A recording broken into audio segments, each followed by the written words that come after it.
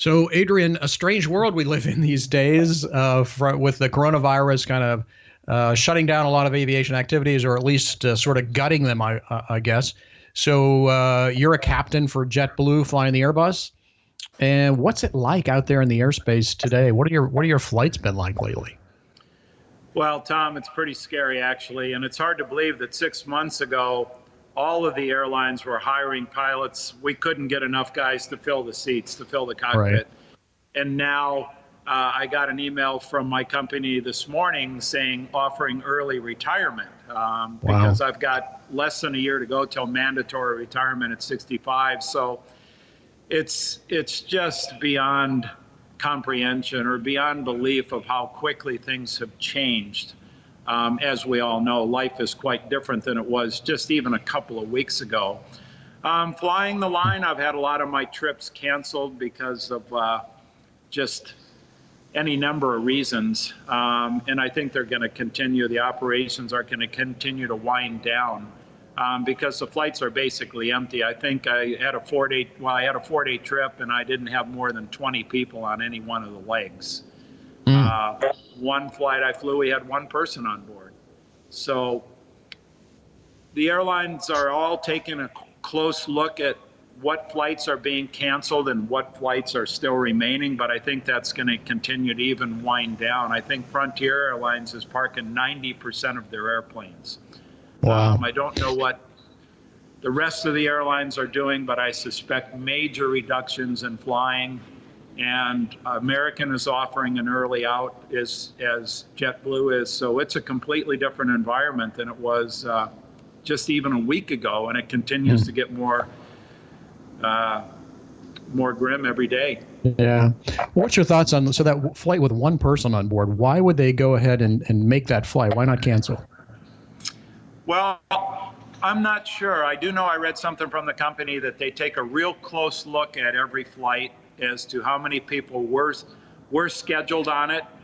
And I think for all the airlines, it boils down to financial. I don't know, Tom. I know we have a lot of smart people looking at that, and the airlines were all trying to keep service available for those that need it. Yeah. But I really don't know what goes into that in terms of refunds and whether you can allow refunds if you cancel or whatever. I know it's a complex matrix, but yeah, I was talking with a friend of mine and he said that TSA had 5% of the people going through that they would have had we been under normal operation, and that included flight crews and airport workers. So you go to, I'm based out of Boston. All my trips start and end in Boston, and it's essentially a ghost town up there. And it's all the vendors are closed for the most part, so it's challenging. You go to the hotel and the restaurants are closed. You get in late, you leave early. There's no place or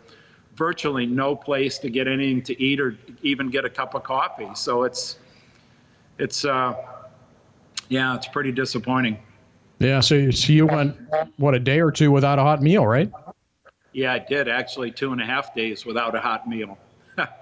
And finally, when I was up in Hartford, Connecticut, I walked down and found a barbecue place that had takeout. So I went out on the curb in 55-degree weather with rain, and I sat and I ate my barbecue sandwich in essentially a town that was like a ghost town.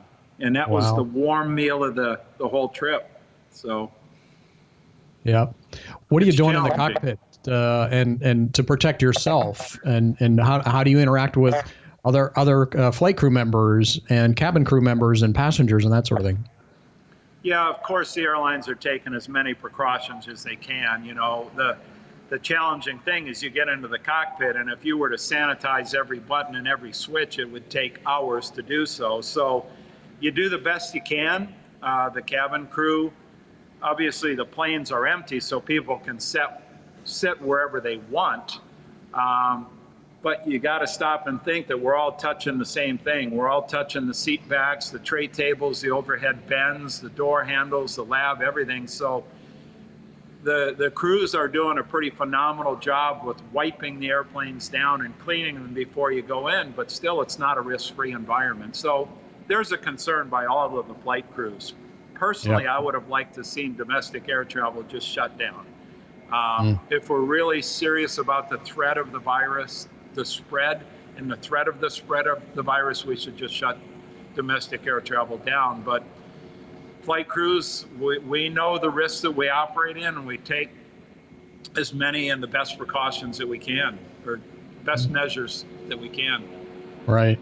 What's it like with air traffic control these days? You getting any direct routings or anything that maybe you wouldn't normally get? We've had quite a few, yeah.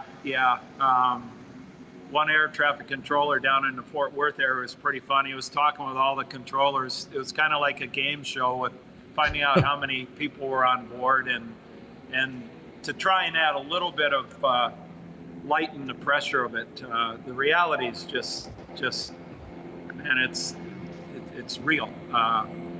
It's kind of scary, but yeah, we've had some direct routes and very few delays, so that's a positive. Fortunately, when I was flying last week, the weather was really good, so there were no issues whatsoever. And every flight we had, we took off, and we took off early and we landed early, so that was positive. Yeah, so on-time performance is great. Yes, on-time performance right now should be pretty good. Okay. Well, hey, thanks for being there and helping move people around who do have a continuing need to get around a little bit. We appreciate you guys doing that, and the cabin crews and the gate agents and everybody else and working at the airports to continue to make that happen. But it's certainly unusual times. Yeah, it is, Tom. It'd be nice when we have some light at the end of the tunnel and get back to somewhat normal operations, and the airlines will recover, but we're definitely taking a hit, and it's pretty painful. Yep, it is. All right. Well, safe flying, and good luck on the next trip. All right. Thanks, Tom.